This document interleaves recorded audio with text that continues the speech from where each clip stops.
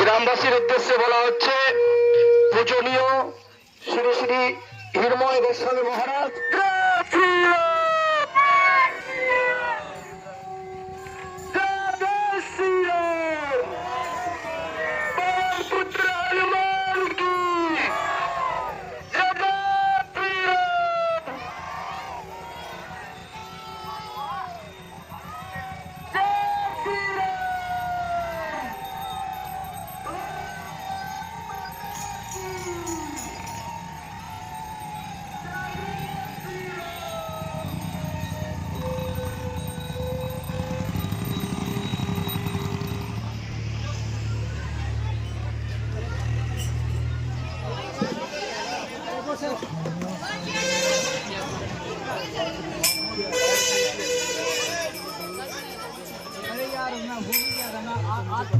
कसम से मैं आया और साथ ही कसम से बोल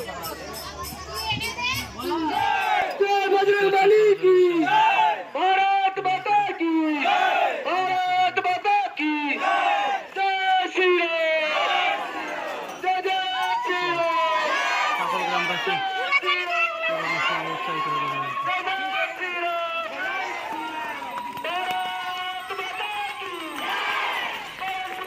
দেখতে পাচ্ছ বাল্যপুর গ্রামবাসী সবাই একসাথে উৎসাহিত হয়ে আমাদের সাথে জয়েন করেছে।